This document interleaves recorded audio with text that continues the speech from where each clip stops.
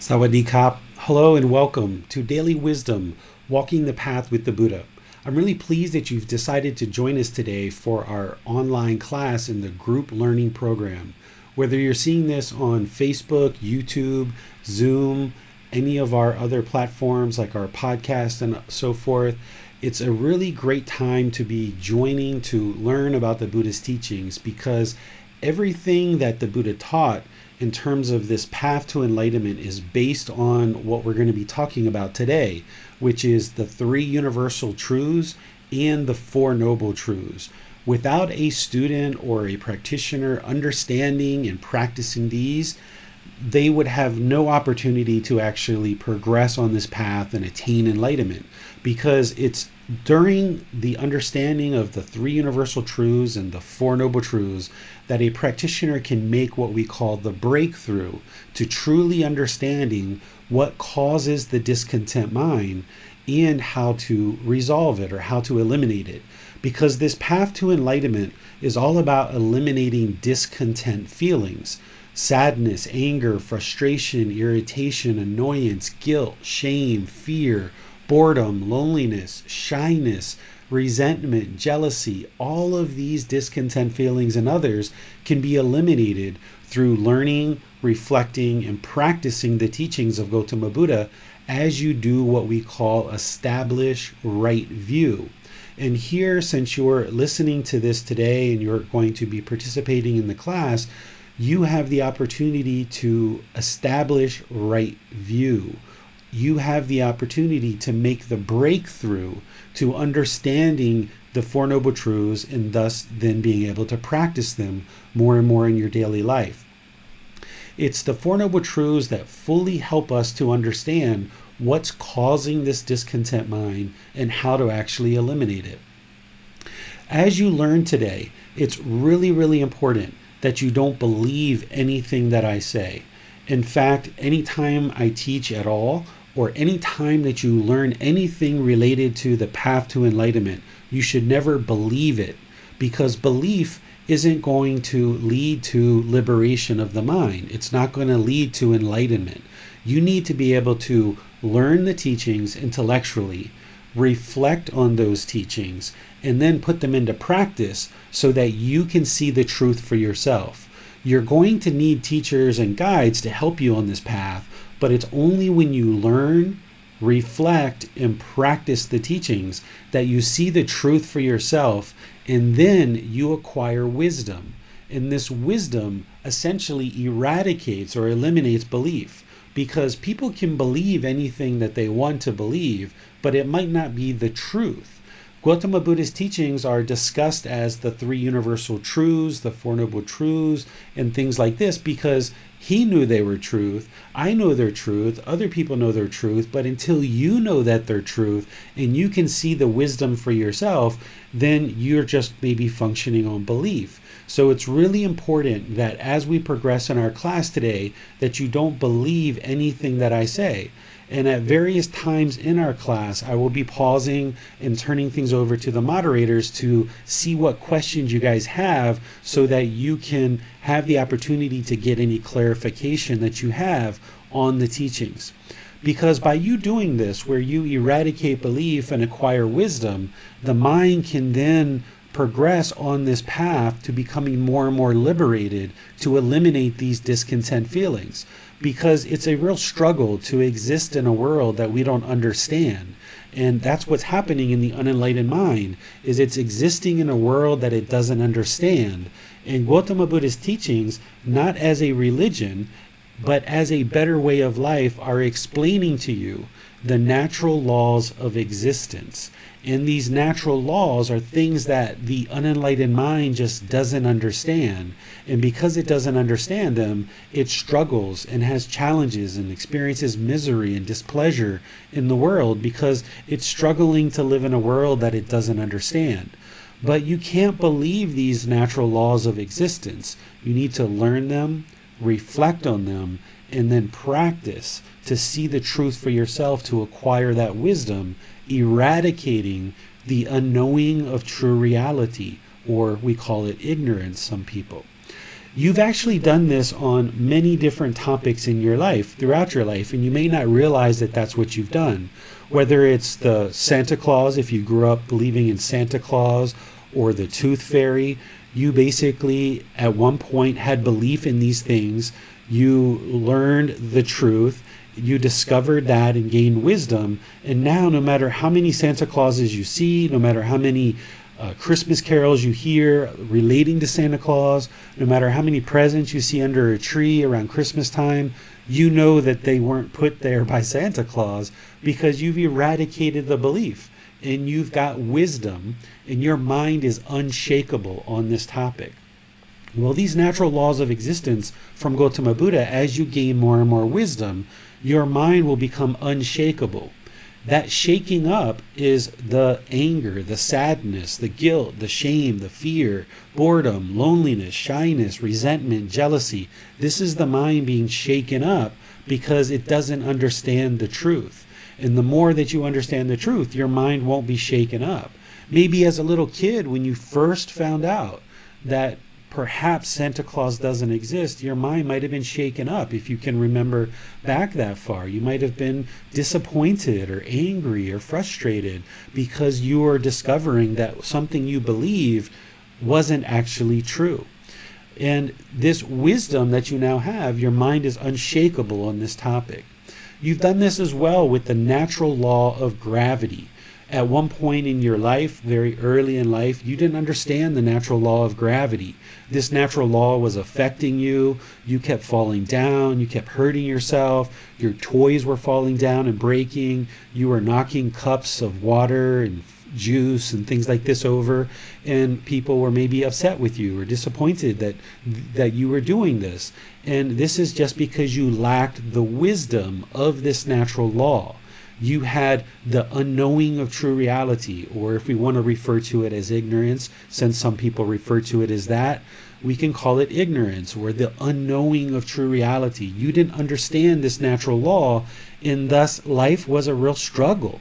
When we were 1 year old, 2 years old, 3 years old, we would run, we would jump, we would fall down, we would fall off of our bicycle, we would break our toys, we would knock things over, and it was a real struggle to live in this world related to the natural law of gravity. But as we aged, we gained more and more wisdom about this natural law, where today we know if we have something special, we put it in a special place so that it doesn't fall down and break. Because we have that wisdom, we can make a better decision about that. And we can make better decisions about how we walk. And when we walk down the sidewalk, we're more attentive.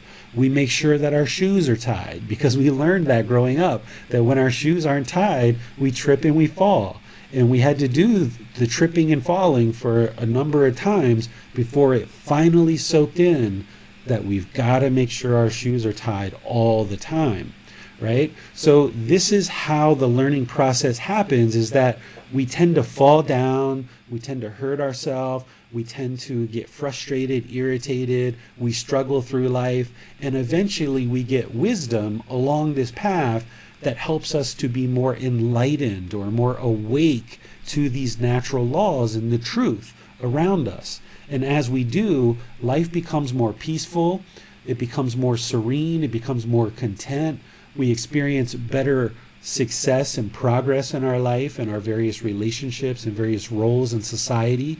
And nowadays, we can travel anywhere we'd like on this planet because we understand the natural law of gravity. Where when we were 2 or 3 or 4 years old, we had to stay pretty close to our caregivers.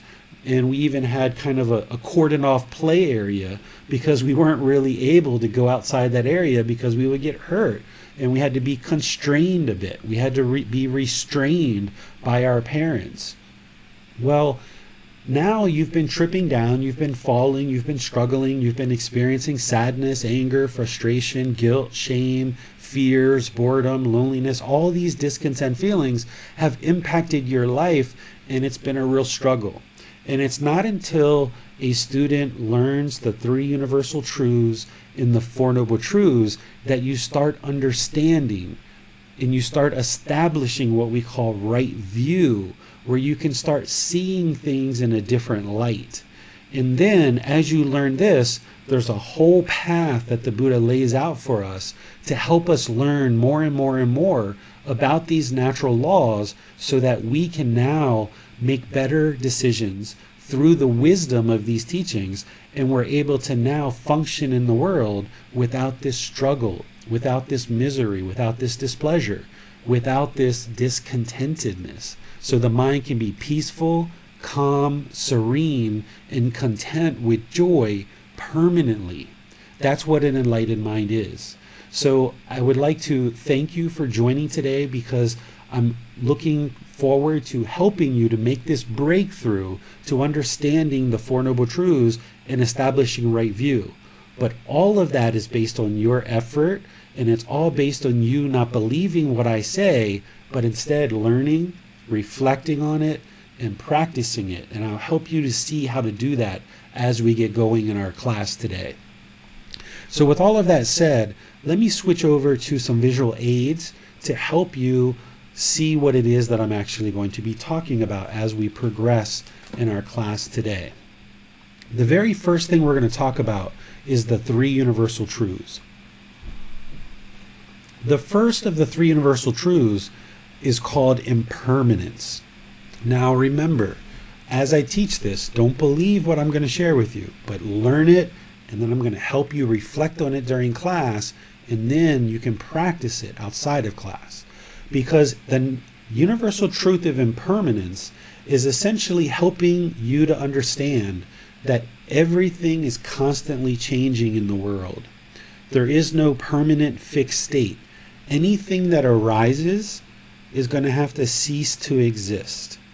Material objects, possessions, relationships, thoughts, ideas, states of mind, essentially everything in the world is constantly changing. All conditioned thoughts, thoughts that are conditioned on some external thing, they're all going to arise and they're all going to cease to exist. All of our thoughts are going to arise and then they will cease to exist. There's no steady, constant, or fixed state other than enlightenment itself, because the unenlightened mind is actually having thoughts and feelings arise based on some conditions externally. And because those thoughts and feelings are based on external conditions, they're going to arise and they're going to cease to exist. But with an enlightened mind, it's peaceful, calm, serene, and content with joy inwardly. There's no external conditions that are creating this inner peacefulness, this inner calm, this inner serenity, this inner contentedness, or this inner joy. It's not being created by external conditions. It's unconditioned peacefulness. It's unconditioned calmness, serenity, contentedness. It's unconditioned joy. So that's why it's permanent. It doesn't arise, so therefore it doesn't cease, because it's just always there. It's not based on any particular conditions. Now that you understand basically what impermanence is that things are constantly changing and there isn't any constant fixed state, you don't just believe this, but instead you reflect on this. Because with the Buddhist teachings, when I share this with you, if you can find something that's permanent outside of the definition of what I've just given you, then you've disproven the Buddha, and there's nothing for you to learn here. And the Buddha was basically not telling the truth. But as you reflect and you look at life, what you'll come to understand is that, yeah, you've been experiencing nothing but impermanence your whole life. Let's just go through a couple of examples to help you reflect on this. Is the body permanent? The physical body that you inhabit now, has it permanently been the same from the beginning of your life until now? And will it continue to be the same? Of course, the answer is no. This physical body has been constantly changing ever since birth. Ever since you were conceived in the womb, the body has been constantly changing. That's impermanence. The relationships that you've had in your life, have you had exactly the same people in your life from the beginning all the way to the end? Or have people been coming and going in and out of your life? Because that's impermanence. right? Of course, people have been coming and going in and out of your life. What about your job or your career? Have you had exactly the same career and job your entire life? No. And what about your salary or your income? Has your income been going up and down? Of course, it's been going up and down throughout your life. Have you slept in the same house or the same bed your entire life? No, right? We could keep going through example after example after example to help you see that nothing is truly permanent, that is based on some condition. If something arises, it's going to have to cease to exist. And this is essentially why we all have to die, right? Oftentimes we're taught that we're being punished and that's why we die. No, that's not why we die. We actually die because we were born. That's the only reason. Everyone dies for exactly the same reason. Sure, we have accidents, we have cancers, we have things like this, we have failing age and things like this, but we all are essentially dying for the same exact reason. The reason why we die is because we were born. That's the only reason why we die, because we're born, okay? And this is part of this universal truth of impermanence, that everything's constantly changing. This is important as we get into the Four Noble Truths. You'll understand why these three universal truths are building blocks to help us get to the Four Noble Truths. Then we have the universal truth of discontentedness. This is the second universal truth. Sometimes in Buddhist teachings, this is referred to as suffering, but I will explain why I don't use the word suffering. But let me explain to you what discontentedness is first. As the Buddha talks about this second universal truth, he uses these three feelings to describe it. He says there's painful feelings, pleasant feelings, and feelings that are neither painful nor pleasant.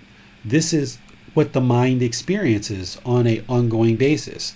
The unenlightened mind is going to experience painful feelings, pleasant feelings, and feelings that are neither painful nor pleasant. Examples of painful feelings are things like sadness, depression, anger, hatred, ill will, guilt, shame, fear, anxiety, stress. You might add some other ones in there too. This is just kind of a sample list that I put together. There's pleasant feelings like happiness, excitement, elation, right? These are very pleasant feelings. And then there's feelings that are neither painful nor pleasant. And for me, I put in there boredom, loneliness, kind of melancholy, shyness, kind of an uncomfortable, unsatisfied feeling. And some people say boredom and loneliness is quite painful for them. And if that's the case, that's fine. You can consider it painful. This is just kind of an example. Well, the Buddha says that there's these three feelings of painful feelings, pleasant feelings, and feelings that are neither painful nor pleasant. So he's categorizing all the feelings that we experience in these three ways. Now, once again, if you can come up with a feeling that doesn't fit into one of these three, then you've disproven the Buddha, and this isn't a universal truth. He's describing it as a universal truth because it applies to all unenlightened beings, that all unenlightened beings are going to experience this discontentedness of painful feelings, pleasant feelings, and feelings that are neither painful nor pleasant. And I refer to this as discontent, discontented, or discontentedness.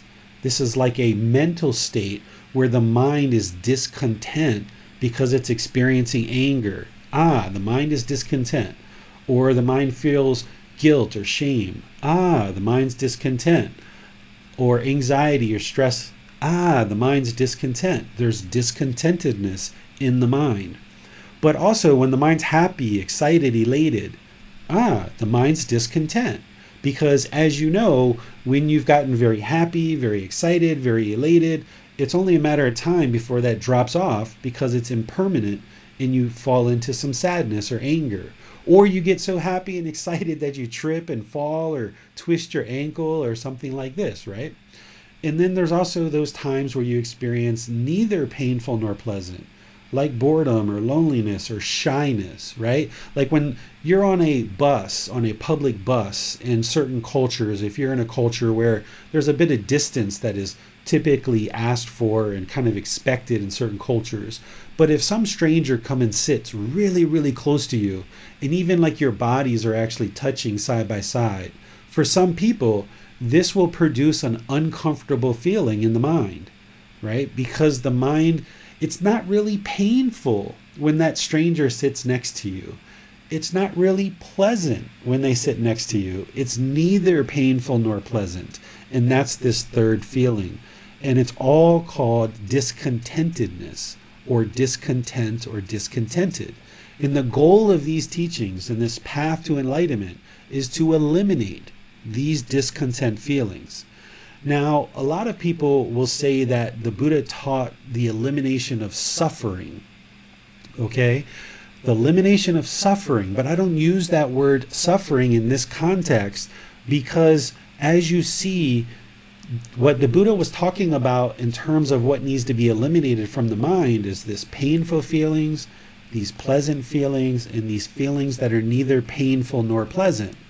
Well, suffering, to me, only explains painful feelings. When I was sad, I would say, yeah, I was suffering, or angry, or feeling guilt, or shame, or fear. Yeah, I was suffering, right? But when I experienced excitement and elation, I wouldn't say I was suffering, right? That was excitement and elation. So I wouldn't say that I was suffering at that time. And also when that stranger might have come and sit next to me many years ago and I might have felt uncomfortable, I wouldn't have said that I was suffering in that moment.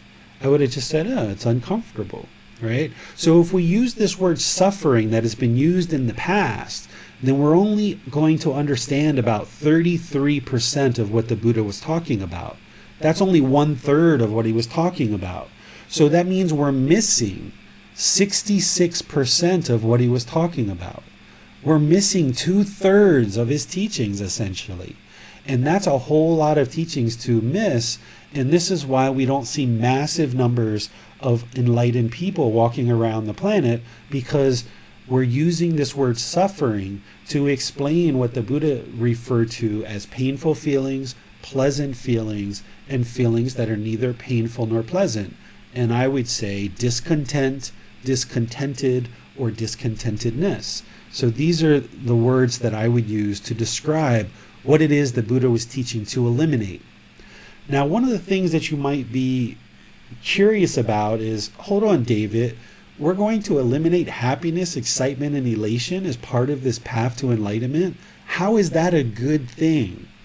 Well, what the Buddha is teaching here is to eliminate how the mind longs for pleasant feelings, how it wants pleasant feelings, how it craves pleasant feelings based on some external condition. So a lot of us in our cultures, we've been taught that the goal in life is to be happy. Everybody wants to be happy. Happy, happy, happy. Just create a happy life, a happy life. Well, what's a happy life? Well, a lot of people would say, be rich or be famous or have a nice house, a nice car, have a family, have a life partner perhaps, or whatever. These are all conditions. The mind, if it has a certain amount of money, it's happy. But then that wears off because it's impermanent. Or you have a certain size of a house and the mind's happy, but now it wants a bigger house, right? Or the mind gets excited because you got a new boyfriend or a new girlfriend, and then it's not excited anymore because it's impermanent, because it's based on some condition, some external condition. So these feelings, these painful feelings, pleasant feelings, and neither painful nor pleasant, they're based on some condition. So therefore they're impermanent. They arise and then they cease to exist. Well, if the mind is chasing after pleasant feelings of happiness, excitement, and elation, when it can experience those pleasant feelings based on some external condition, oftentimes what we do is we resort to some kind of substance, like alcohol or drugs, or some other addiction like sex or gambling or something like this, or shopping, right? the mind is chasing after these pleasant feelings, this happiness, excitement, and elation, and it needs more and more and more and more of them in order for it to experience that pleasure. And this is part of the problem that we're going to talk about in the Four Noble Truths. So an enlightened mind is going to be peaceful, calm, serene, and content with joy, lots of joy, but it's going to not be based on any external conditions. It's going to be inwardly joyful. It's not going to need to have a girlfriend or a boyfriend to be joyful. If there's a boyfriend or girlfriend in the picture, okay, there's joy. If there's not one, it's okay. That's fine too. An enlightened mind is going to be content in any and all situations. It's not going to be basing its internal feelings on external things. And this is why through the path to enlightenment, you can get to this permanent joy because it's unconditioned. It's not based on any external conditions. So what I suggest you do is look at these three feelings of painful, pleasant, and neither painful nor pleasant, and reflect on this and see if there's any feelings that you have that you feel like don't fit into one of these categories. And when we get to our question time, you can ask that question of, hey David, where does this fit in? I don't feel that this feeling fits into these three feelings, because this practice is about interacting with your teacher and making sure that you understand and you can acquire that wisdom that we're talking about. Not about believing, but intellectually understanding, reflecting, and then practicing to see the truth for yourself. And now the third universal truth is something we call non-self. The Buddha taught that there is no permanent self. But the problem with the unenlightened mind is the unenlightened mind thinks that there is a permanent self. And the way that you know that is if I asked you, Holly, point to Holly, or Judith, point to Judith, or Tom, point to Tom. Where is Tom? And most people, when they're first starting to learn, would actually take their finger and they would point to the physical body, or they would point here, maybe to the mind. So the problem is in the unenlightened mind that the unenlightened mind falsely identifies with the physical body or the mind as being the self. The unenlightened mind thinks that this physical body is David, or that this mind is David. But in reality, all we've got here is we've got skins, we've got bones, we've got fluid, we've got tissue. David isn't in this body anywhere. There is no David. I can't point to a permanent David. I can point to a shirt, to skin, to bones, to fluid, to muscle tissue, but I can't ever get to a point where I point to one thing that we say, that is David. It's not possible, because there is no permanent self, right? So the problem with the unenlightened mind is it has this self-identity or this self-image. We start looking at this label of David that was given to me at birth, and we start assigning this self-image and this self-identity. And now when somebody says something displeasing, or maybe they look at us in a certain way, maybe they comment on our hair or our clothes, now the mind becomes discontent because it's holding on to this self. It's protecting this self. And it thinks that this self, this body, this mind is David. And now we walk around very protective and very fearful of this self. And this causes the mind to be discontent. That's part of what causes the mind to be discontent. And as part of this path to enlightenment, we actually work to eradicate the mind's misunderstanding that there is a self, because we know through the Buddhist teachings, as you learn about non-self more and more, that there absolutely is no self. This tends to be more of an intermediate teaching that you better understand as you get underway on the path. So if you don't understand this right now, it's okay. If you understand impermanence and discontentedness, that's where you need to be. This third universal truth of non-self is something that usually 6 months or a year, 2 years down the road, we make sure we explore that and make sure you understand it more deeply. But for right now, if you're not 100% understanding what I'm talking about with non-self, it's okay. We can still talk about it and you can ask questions about it. But understand that this usually takes time for the mind to understand more fully, because we've lived with a self pretty much our whole life, or our whole life and prior lives as well. And that's why it's so hard for the mind to understand what is non-self. But if you think about this false identification of affecting this self is causing the mind to be discontent in certain situations.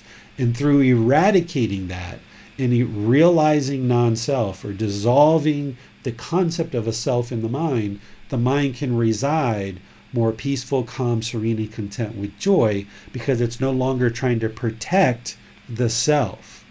And also, when there's a self, we oftentimes become very selfish and we hold things very closely.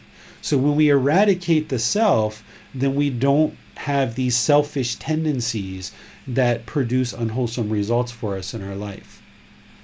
So let me pause here and see what questions you guys have. If you're watching this on Facebook, YouTube, or in our Zoom classroom, you can put your questions into the comment section and our moderators will see that and be able to ask the question during the class. And if you're in Zoom, you have the added feature to electronically raise your hand, asking any questions or any follow-up questions directly in order to get help and understand the teachings more deeply. So with that, let me turn things over to James, Bassam, and Manal and see what questions you guys have before we actually move into the Four Noble Truths. Hey, David, I had a quick question. You mentioned that non-self can be a challenging concept to grasp. Would you say that as we deeply understand impermanence, that non-self is implied in that, because everything that we would consider to be ourselves is in fact impermanent and constantly in flux? Yeah, the more that you understand impermanence, the more that you walk around and see impermanence. You know, you're walking down the street, you see a crack in the sidewalk, impermanence. You're walking down the street, it's nice and bright and sunny outside, the clouds cover the sun. Ah, that's impermanence, that's change. Or, you know, you're walking down the street, it's nice and quiet, it's nice and peaceful, you're looking at all the scenery, and next thing you know, someone comes by and honks the horn. That sound, right? At first it was quiet, now there's a horn honking. That's impermanence. So the more that you soak impermanence into the mind and you deeply understand that all of these things are impermanent, then the more you start to investigate and look for a self and try to really find a self, you can't find one because you just see everything as being impermanent and you start to discover that there is no self. Another thing that you do is you start to disassociate with the self. One of the things that I recommend for people is, as you're working on non-self, and this comes later after you start putting together more of the path, is that you stop referring to things as like my car, my house, my son, my clothes, my job. Instead, is I'm going to the place where I work, or this is the car that I use for transportation. These are the clothes that I'm wearing today. Because this word mine reinforces the self. So when we start to use language that is more appropriate for what's really happening here, then we actually can train the mind better. Because what's really happening is we've got this physical body and we've got this mind, and it's come together for this unique existence. And this combination of this physical body and mind coming together is what was labeled as David when this baby came out of my mom's stomach. And the problem is that as time goes on, the human being starts associating this name more and more. But what really is transpiring is we've got this physical body and this mind coming together for this unique existence. And we start taking ownership over stuff, and it's mine. And the language that we use really determines how the mind thinks and how the mind processes things. And the English language and pretty much every other language on the face of the planet is ill-equipped to really explain what's truly going on here. What's truly going on is we've got this big bag of skin with these bones and fluid and tissue and all these other things inside this big bag of skin, and we've got this consciousness or this mind that's kind of controlling the physical movements of the body. And when I was coming home from school as a little kid, my grandmother couldn't say to my mom, "Hey, did that big bag of skin with fluid and bones come home? Are they doing their homework?" They had to say, has David come home from school yet? Is he doing his homework? So the language that we're using kind of reinforces to the mind that there is a self. And the more that we understand impermanence, like you're saying, James, and we start to use language that kind of disassociates that from the mind, then it trains the mind to let go of the self. And you might need to do that for 6 months or a year to really train the mind to disassociate and see truly that there is no self. But then at a certain point, it just becomes easier to say to people, this is my son Bailan, right? So it's easier to kind of introduce them as this is my son Bailan instead of, this is my offspring, or something like that. But for a period of about 6 months or a year, it kind of helps you to use language to separate the mind from thinking that there's an actual self here. And definitely looking at impermanence and soaking that in will surely help you. Thanks, David. I was also wondering, as we experience pleasant feelings, is it accurate to say that we only experience pleasant feelings because our mind is of a nature to experience painful feelings, that we essentially can't experience one without the other? Exactly. If the mind is going to experience pleasant feelings based on some external condition, then you're inviting in the painful feelings. So as long as the mind stays attached or fixed or looking externally for these pleasant feelings of happiness, excitement, and elation, then at some point it's going to also experience painful feelings. Because if the mind is basing its condition of happiness, excitement, and elation on something external, that external condition is not permanent. So if you're happy because you have a boyfriend, that boyfriend's not permanent. That boyfriend's going to be gone someday. Either they're going to go travel, they're going to go on holiday, maybe you guys break up, maybe one of you die before the other. All different kind of things can happen. So if you base your internal feelings of happiness on this external condition, then you're inviting in the painful feelings. And this is the number one problem that the Buddha discovered that we're going to talk about in the Four Noble Truths, is how the mind longs externally for pleasant feelings. It wants and craves and expects those pleasant feelings, and it chases after them. And it just can't get enough, and it can't get enough, and it can't get enough. And this is why many of us will, at certain points in our life, turn to substances. And we find it very difficult. But what's happening is the mind is just chasing after those pleasant feelings, and it's been chasing after them, and it's tried all these other things, and it's not working. So we oftentimes will turn to substances like alcohol or drugs in order to somehow sustain that. But then that just makes the problem worse, because now we start making bad decisions in our life because the mind is clouded from this substance, and now we kind of pull the carpet out from our feet, our own feet, because we're now making all these bad decisions. So chasing after these pleasant feelings is only going to invite painful feelings into the mind at some point in some way.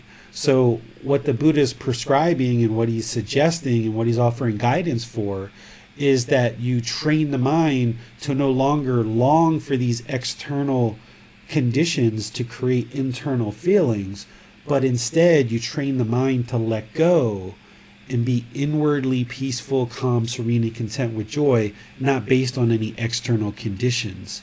And that's what this whole path is about.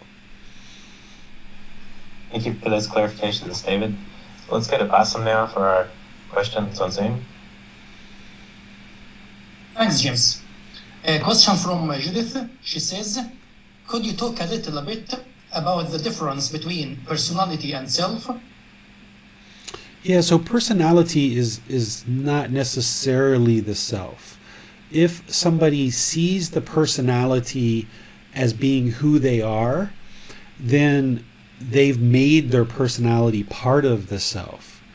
But if you think about the personality has been changing our whole life. From when we were a child, of an infant, toddler, young childhood to teenager, young adult, and so forth, our personality has constantly been changing. And the image of how we look at ourselves has been constantly changing too. So as you have a certain personality, that will always be changing and adjusting as you go through life. And even when you attain enlightenment, you will still have a certain personality. So letting go of the self doesn't mean you're going to let go of the personality.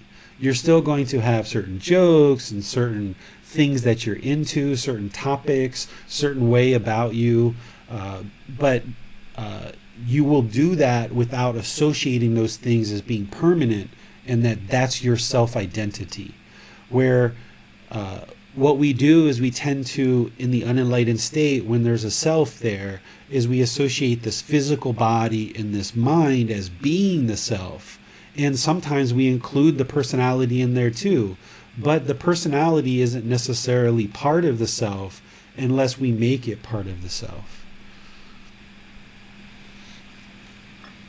A comment from Soul. She says, I know I get hung up with the pure self issue. I like to control things and have expectations of outcomes. And I can be offended if others don't approve. So I definitely need to work on this.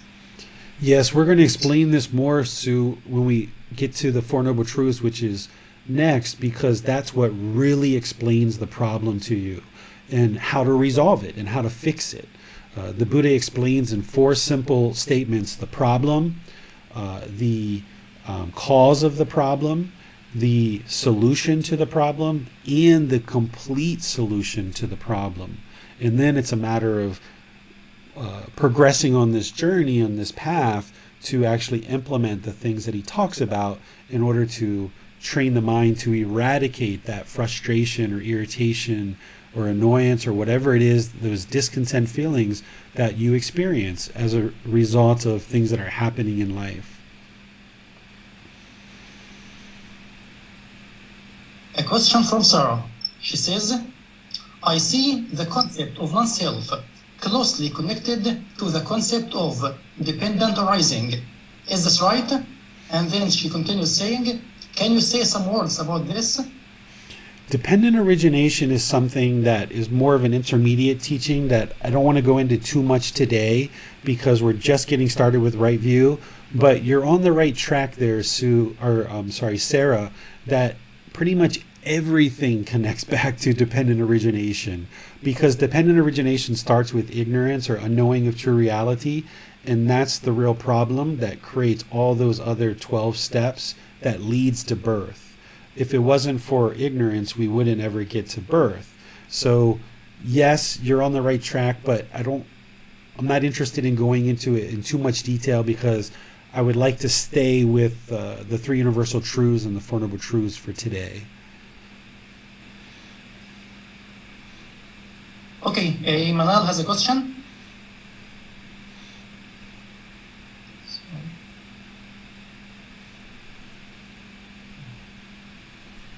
Are you there, Manal? Yes, just trying to unmute myself. Thank you, Teacher David. So it seems that teaching of non-self would be most beneficial for children, and especially if they're taught at an earlier age.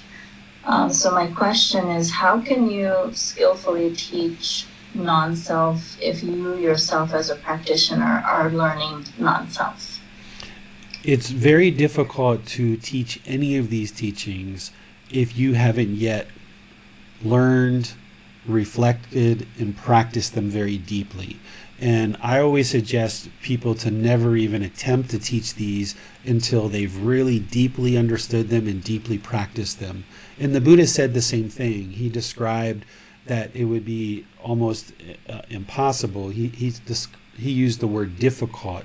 You know, it'd be extremely difficult for somebody with craving, anger, and ignorance, for example, to teach someone how to eliminate craving, anger, and ignorance because they haven't done it themselves yet. So I always encourage parents to first work on themselves, even though there isn't a self, is to work on their own wisdom, their own mind, and progressing on this path before they start introducing it to children. You can introduce some simple things like impermanence to them, and so you can kind of lightly introduce the Four Noble Truths to them and some of the right speech and things like this. But when it gets to non-self, that is something that you really have to get in touch with and fully understand yourself before you can actually start teaching others about that.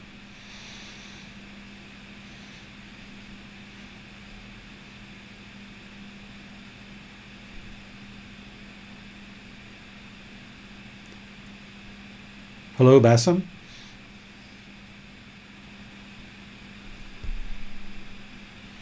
Do we lose one of the moderators? It looks like we may have lost Bassam temporarily, but we have a question on Zoom from Sarah. She says, "For me, there's a big difference between understanding the concept of non-self from an intellectual or philosophical point of view and really feeling it, like not being offended and jealous. How can I support also feeling this?"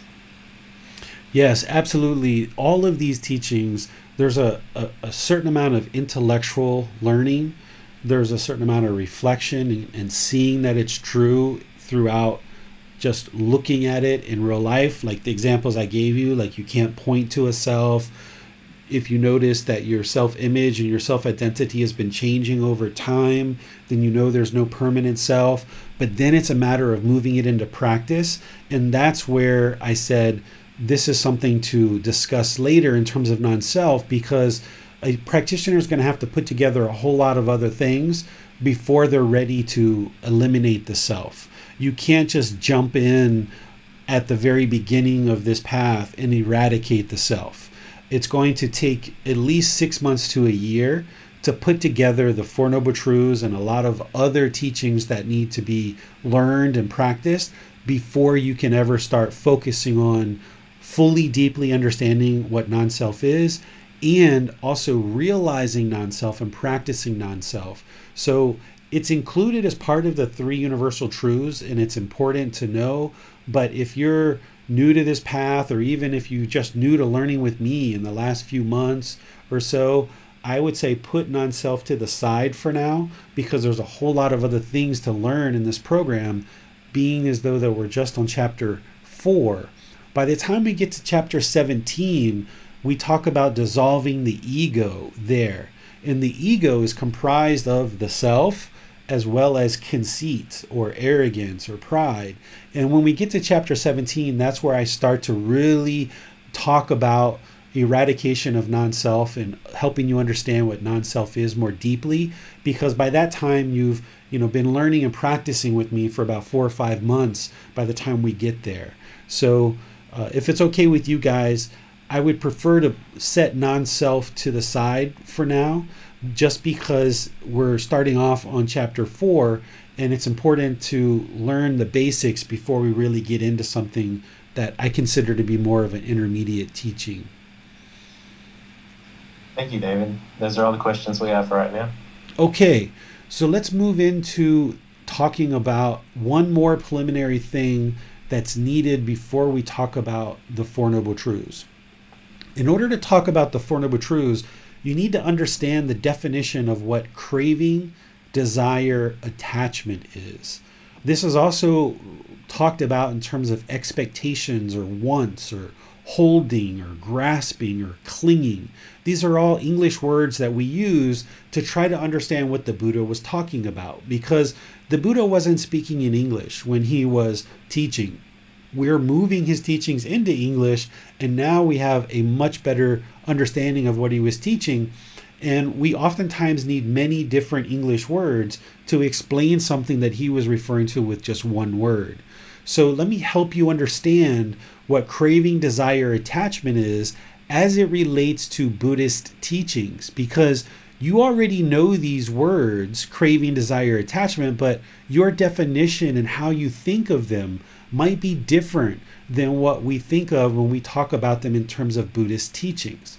So when we describe craving, desire, attachment, what I'm talking about is this mental longing for something with a strong eagerness. This is how the mind pulls to something. You've experienced this many times in your life and you might not have realized it.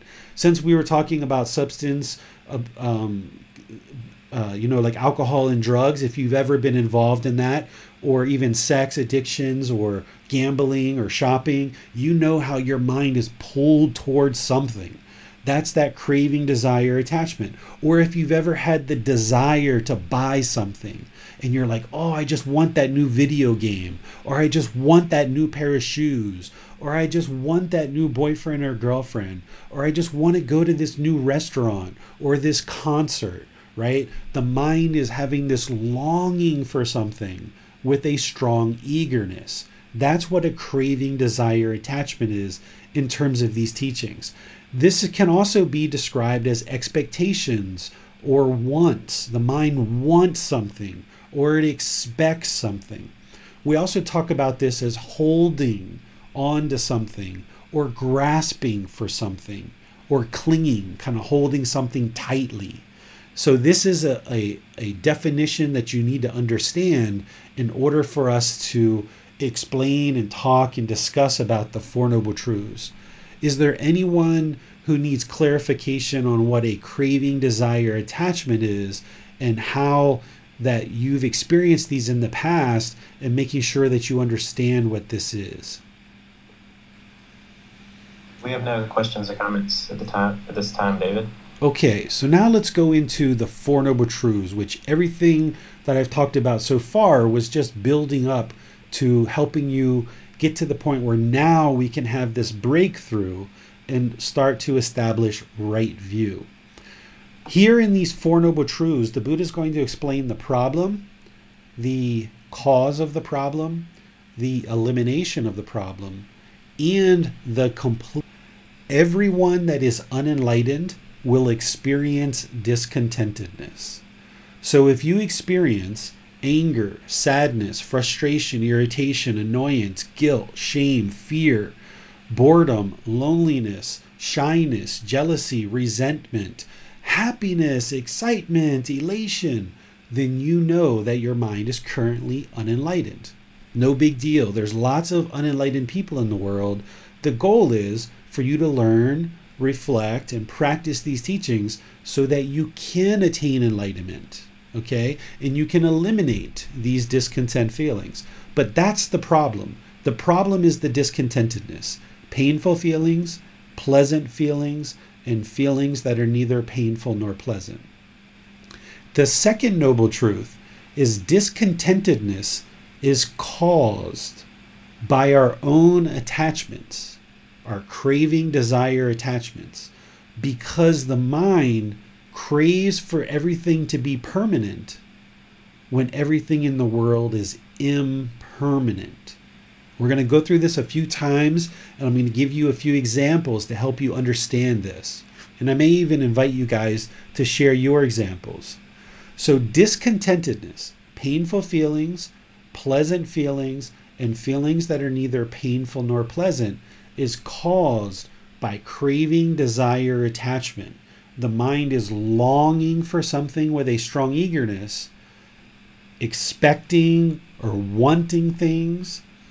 It wants it to be permanent, but when the mind experiences impermanence, that's when the painful feelings comes in. So when the mind has this longing, this craving, this desire, this strong eagerness, and it just wants those pair of shoes. It just wants those pair of shoes, and it's driving itself to make money, get to the store, and buy that new pair of shoes. If it gets that pair of shoes, it's happy, it's excited, it's elated, it's got that happiness, that excitement, that elation. The mind is actually discontent at that point, but it's experiencing pleasant feelings. But now, let's just say you go to that store, and they don't have the shoes, or they've run out of the shoes. Because the mind is longing with a strong eagerness and wanting those shoes so badly, now it's going to experience painful feelings because it didn't get the object of its affection. It can't experience those pleasant feelings because it didn't acquire those shoes. It wanted those shoes to be permanent. It was grasping for them. It was trying to hold on to them. And then because it didn't get them, now it's going to be sad, it's going to be angered, frustrated, irritated, or what have you. Or even if you do get those shoes and it experiences happiness, excitement, and elation, over time, those shoes are going to get old and they're going to degrade because they're impermanent. And now the mind is upset or angry or otherwise discontent because these shoes are starting to degrade and fade away. It wanted those shoes to be permanent. And now that they're not the brand new, bright, shiny shoes anymore, the mind's going to experience anger or frustration or irritation. Let me give you some other examples. One that I know many of us have had challenges with in the past. If you've had somebody die that's close to you, and you've become very sad, depressed maybe, or even angered. Some people get angry when somebody dies. Well, as you heard me talk about, we all have to die because we were born. But the reason why the mind's experiencing that anger, that sadness, that frustration is because the mind's craving permanence. It wants this relationship to be permanent. It wants mom or dad or grandma or grandpa, whoever has died in your life. Your mind was craving permanence. It had this longing with a strong eagerness, and it wanted this person to be permanent. And when they died, the mind became sad or frustrated or lonely, right? Or maybe anger, right? And that's what caused it, is because the mind's craving, desire, attachment. The mind has this longing and strong eagerness, wanting things to be permanent, and therefore it experienced these painful feelings. Another example is, say you bought a brand new car and you took it off the showroom floor, you drove it somewhere, and you came out of the store and there's a scratch on the car. You might come out and get very angry, very frustrated. You might start blaming other people and say that that person scratched my car and he's the one who's making me angry, or she's the one who's making me angry because she scratched the car. Well, in reality, you're actually making your own mind angry. You're causing it yourself because you have this longing and strong eagerness. You want this car to be permanent. And when you saw that scratch, i.e. impermanence, the mind didn't understand impermanence, and therefore, because of its longing with a strong eagerness, it caused itself to be angry or frustrated or irritated. And this is where we get into a lot of trouble in our life, because you can come out and be hot-headed and angry, get into a fight. I mean, people have been murdered over things like a scratch on a car, and then the person's in jail for a scratch on the car. Why? Because of the craving, desire, attachment. The mind didn't understand impermanence.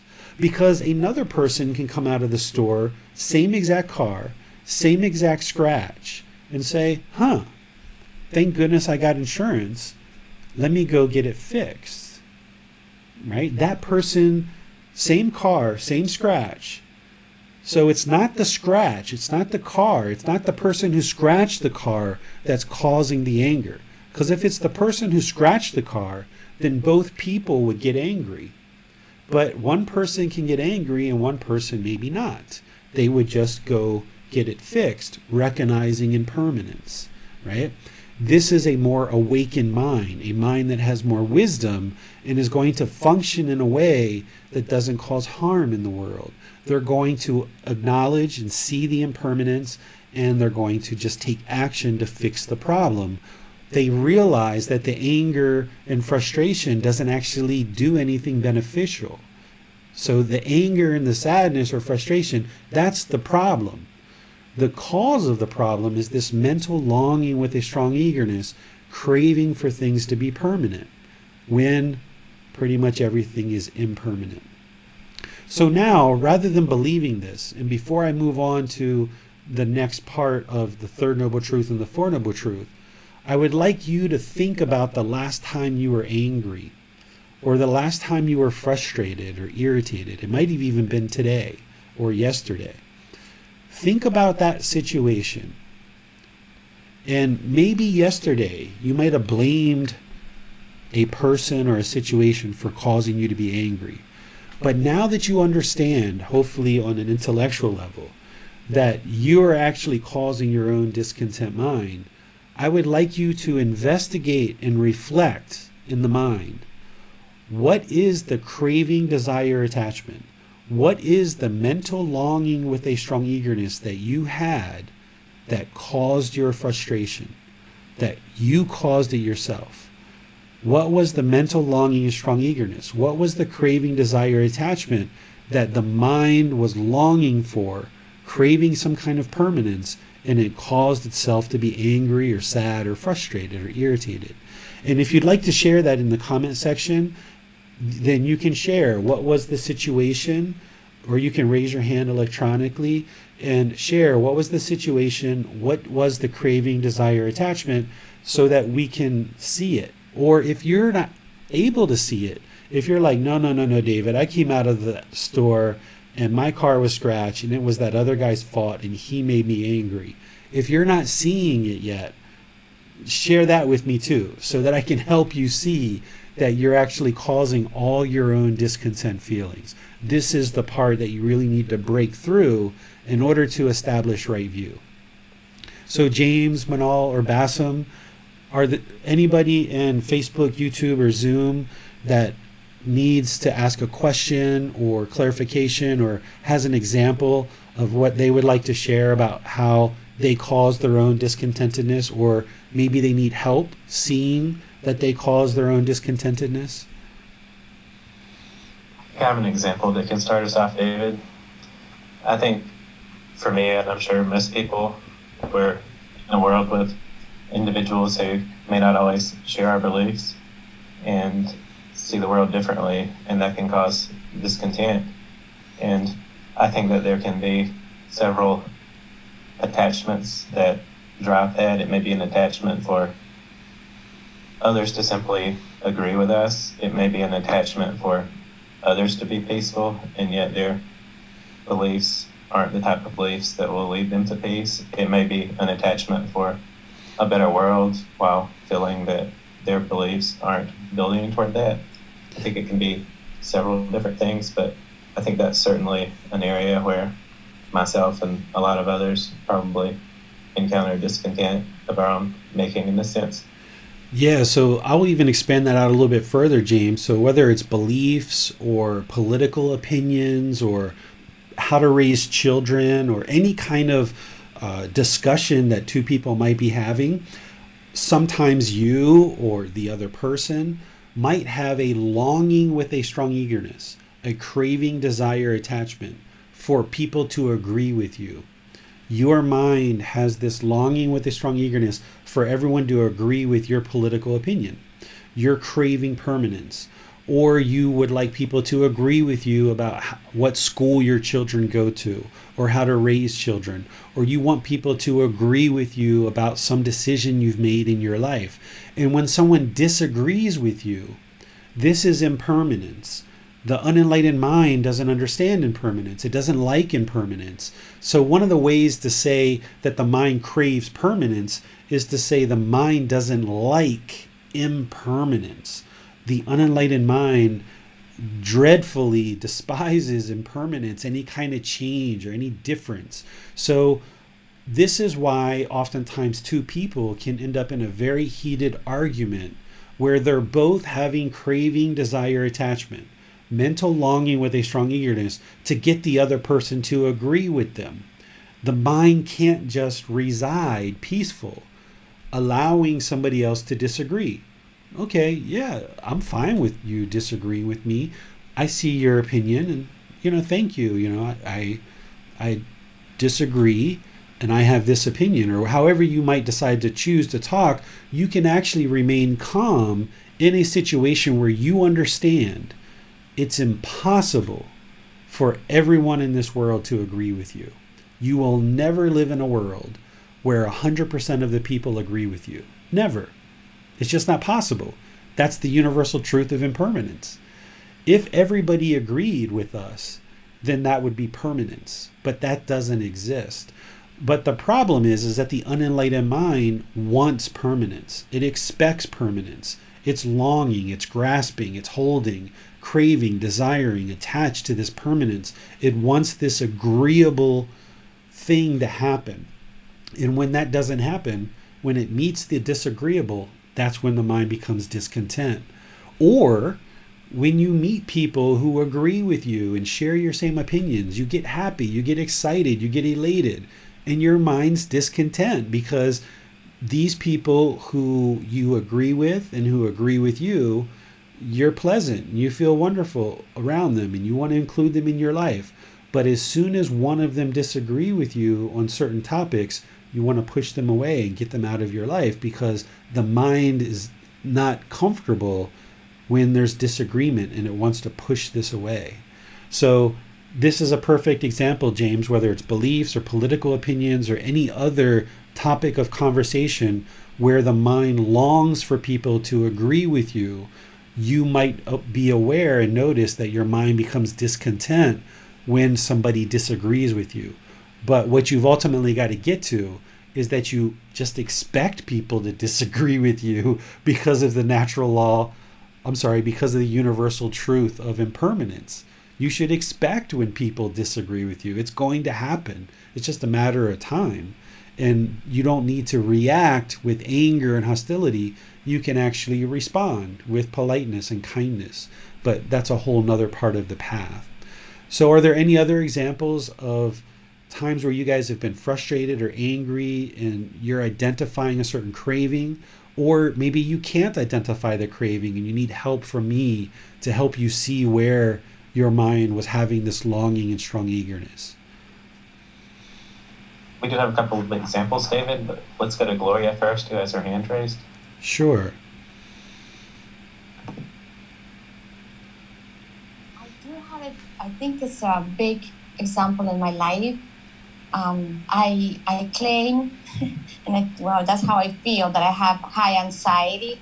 One thing that I notice is I just don't like change. When I see something is changing, it's just, I feel like a big block in anything that is a change for me, I get sick. Like, it's so much anxiety. So that's one that is, I can apply that and understand that things are impermanent, and that's life. I'm in this world. Yeah, and this is a perfect time of year for us to be talking about this because the US and Canada and the UK just went through a time zone change, right? Where people set their times ahead, even just 1 hour, right? This is impermanence. And for a lot of people, for a couple of weeks, as the body and the mind is adjusting to this impermanence, the change in sleep schedule, the change in how dark it is when they go out to work and they come home, and all these different changes based on the time, this can really affect people for a number of weeks. And it happens in the fall too, when the clocks go backwards. This just simple change can actually shake up the mind because the mind doesn't understand impermanence. It doesn't like change. Any kind of change, the mind doesn't like that. And that's part of what this path, a big part of what this path is all about, is training the mind to understand impermanence and be comfortable with it. And like I said, almost be expecting that there is going to be impermanence because it's things are changing around us every day, every moment. Thank you, David. We have an example from Judith. Judith says, I was suddenly angry at a man in the underground who was grabbing my bag and yelling at me and pushing me at a time that I was in severe pain and vertigo and going to the hospital for a sound test. I intentionally stepped on his foot as I left in order to be safer in the other direction. I didn't know if what I did was right or wrong. Maybe I made myself safer, but I wasn't totally peaceful with equanimity. Yeah, so this is a perfect time to talk about the Buddhist teachings aren't always sharing what necessarily is right or wrong. What we're talking about here with the Four Noble Truths is helping you to understand why your mind is discontent. So in this situation where the man was grabbing you and grabbing your bag and stuff like this, sure, he shouldn't have been doing that. That's like not an appropriate thing to be doing, that you see a stranger and you just try to grab onto their body and their physical body or their bag because perhaps you might think that he's trying to steal something. So setting aside whether he was right or wrong for doing that, focusing on why the mind's frustrated or angry or irritated in that situation, because as the mind is walking through the underground, it's expecting, it's craving, it's desiring to be by itself and never to be touched by another person. It's craving that permanence. And when this person touched you, it startled the mind because that's impermanence. The mind was craving to be by itself. And any kind of interaction with another human being, it startled the mind. So again, was he right or wrong for doing what he did? We could probably say, yeah, he shouldn't be reaching out and grabbing strangers. But perhaps, let's just say another situation, say somebody was having a heart attack or a stroke, or they were handicapped and they reached out and touched us to maybe because they were falling down or something. Rather than the mind being shaken up by that, if we train the mind really deeply, you can get to the point where the mind won't be shaken up by that kind of impermanence that's coming to it. But that's the permanence that the mind's experiencing, and it wants, in that moment, is it wants to not be touched. And that's what it's craving, that's what it's expecting, that's the longing with a strong eagerness. And when it doesn't get that, then it becomes discontent. And that's why you experience the discontent. We can talk about the whole stepping on the foot and all that stuff another time, Judith, so that way we can stay focused on the Four Noble Truths. David has an example that many of us can relate to, David P., that is, wanting to right a perceived wrong of other drivers. Yes, so the mind, when it's driving, right, has certain things that it wants and it expects, right? Because there's the laws, there's the way everyone has read the book and gone to school, and there's a certain way that we expect. We have this longing with a strong eagerness for the road to function in a certain way.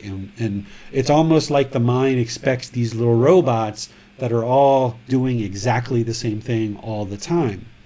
But the road is full of impermanence. And David lives here in Chiang Mai, actually. So he sees a lot of impermanence on the road here in Chiang Mai and in Thailand.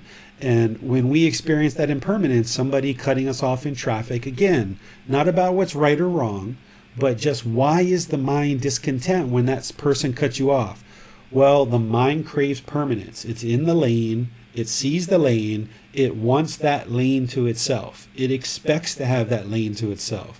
Well, when this impermanence happens and the car moves in front of us, now the mind's discontent because it's craving that permanence. It's craving for that lane to be yours, and the person's what we consider to be too close. And now the mind gets enraged or angry or frustrated or irritated because it's craving permanence, that longing and strong eagerness. Same exact thing. We have an example from IA on YouTube. I was spending some time with my partner and I felt irritated. The mind was trying to blame him. Then I realized it was my own expectations. You didn't share what the situation was exactly, but that's okay. It sounds like you acknowledged that it was your own expectations of what your partner should or shouldn't be doing, right? This is where we have to let go.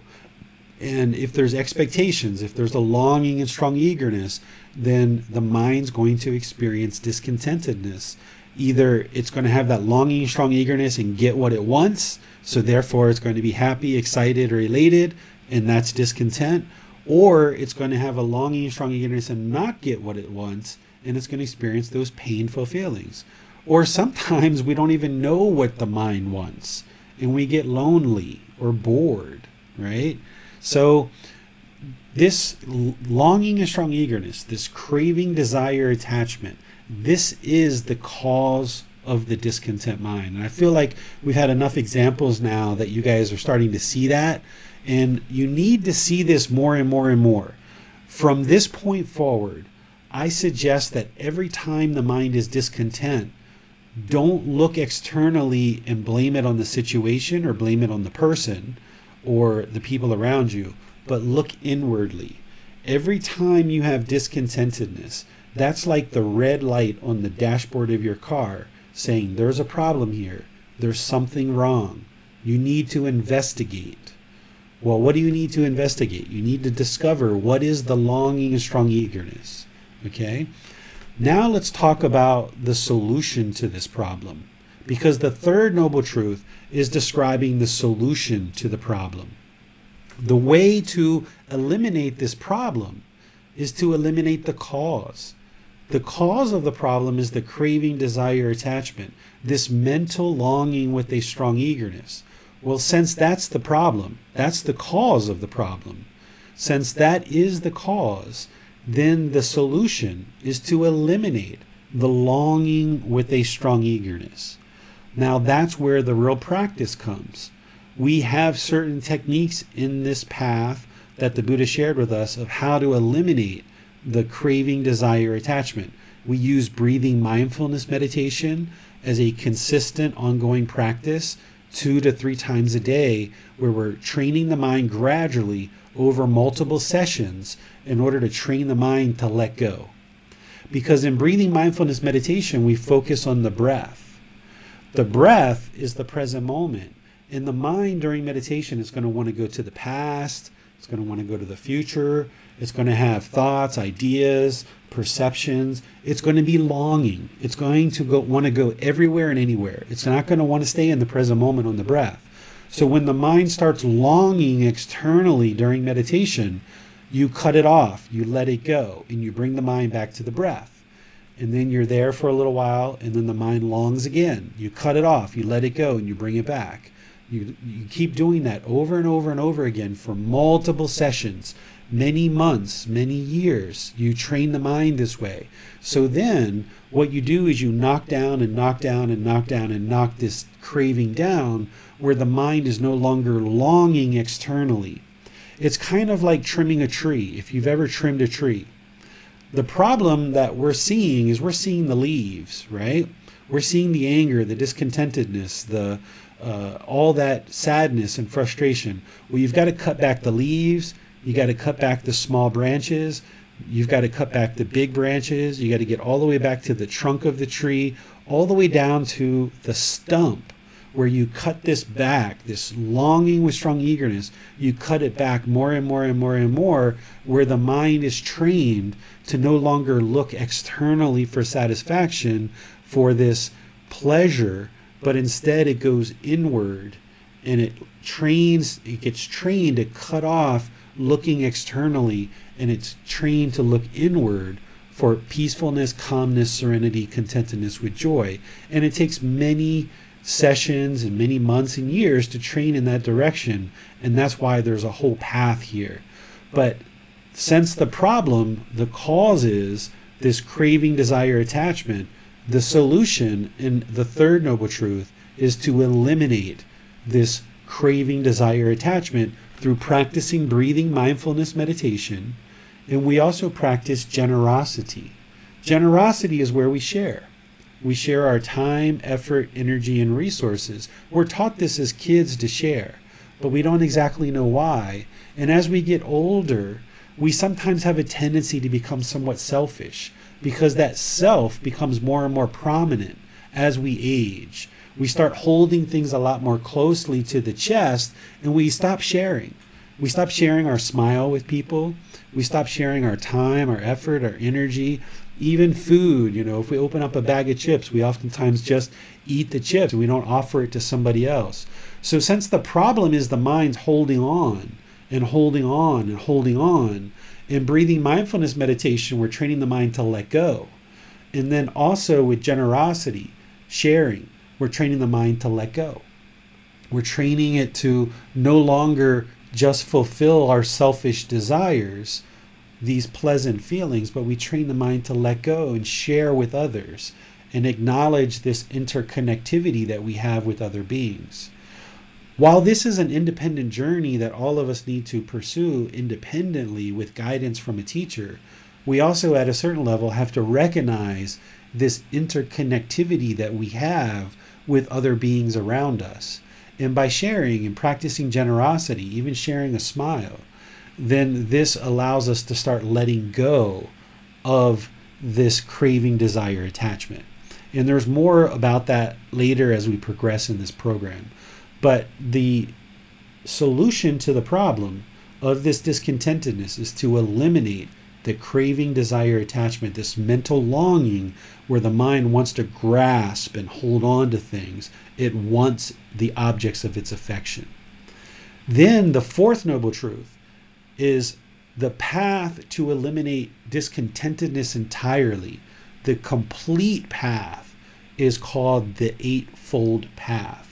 The Eightfold Path is 8 steps that the Buddha teaches as a way of purifying the mind and learning and training the mind to practice certain teachings that brings your wisdom, your moral conduct, and your mental discipline closer and closer to what he taught as enlightenment.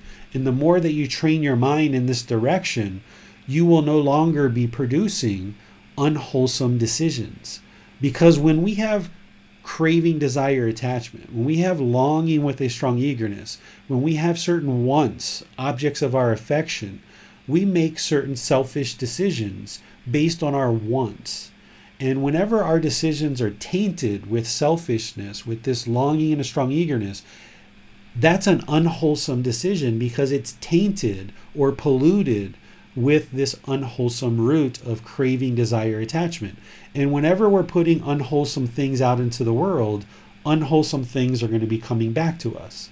But when we transform this mind to now practice generosity, for example, where we're freely giving and living open-handedly, and we're no longer pursuing our selfish desires, our objects of our affection, when we're able to make decisions that are in our best interest, but also with the interest of other people in mind, now we can make wholesome decisions that have wholesome results. And it's the Eightfold Path that the Buddha provides some general guidance about how we can purify things like our intentions, our speech, our actions, our livelihood, our applying right effort, having right mindfulness, and having right concentration to train the mind to have better wisdom, better moral conduct, and better mental discipline or control of the mind. And by us training the mind in this way, then we will produce better and better decisions, and therefore we will have better and better results. Everything in the Buddhist teachings is all based on free will. You will always and forever make your own decisions in your life. There's no judgment in these teachings. These teachings aren't a religion in terms of my view. These teachings are a pathway to a better way of life, of how to understand these natural laws of existence. And the more that you understand these natural laws, you will become wiser and wiser, and you will make your own free will decisions that have better and better results. But when you don't understand these natural laws, and we make decisions with ignorance or unknowing of true reality, that's why we struggle. That's why we have misery in this world, because we're making decisions without wisdom. We're making decisions with ignorance or unknowing of true reality. And the more of those decisions that we put out into the world, the more unwholesome decisions we're making, the more unwholesome results that we experience. And it's only when we learn and deeply understand, deeply reflect, and deeply practice these teachings that our wisdom becomes more and more acquired. And now we make wiser and wiser and wiser choices in our life, which produce better and better results. And this is how you train the mind through this entire Eightfold Path. I would like to just look at the next slide, James, where you guys can see the entire Eightfold Path in its entirety. This is something that I'm going to talk about next week on Sunday. It's chapter 5 in the book, that we're using, which is developing a life practice, the path that leads to Nibbana. Chapter 5 starts with the Eightfold Path. That whole chapter is devoted to the Eightfold Path. And the very first step of the Eightfold Path is right view, because you need to have right view in order to learn and practice all the rest of the Buddha's teachings. Because what we just described in those 4 statements is all unenlightened beings will experience discontentedness. The cause of all discontentedness is because the mind has craving, desire, attachment, this longing with a strong eagerness for things to be permanent when everything's impermanent. We can eliminate discontentedness by eliminating the craving, desire, attachment. That mental longing with a strong eagerness, we can eliminate that in the mind because it's being produced in the mind, so therefore we can eliminate it. And the way to eliminate the entire problem of the discontent mind is the Eightfold Path.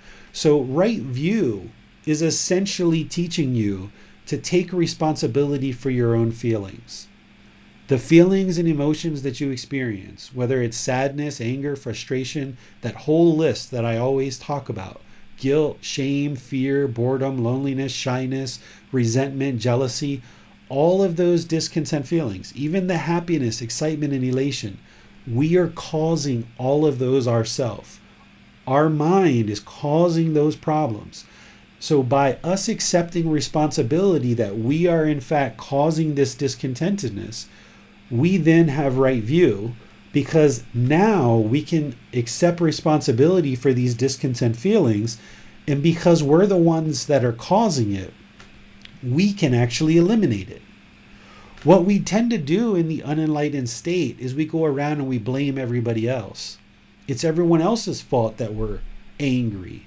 It's the world's fault that the world's not doing things our way, because we have a certain image in our mind of how the world is supposed to function.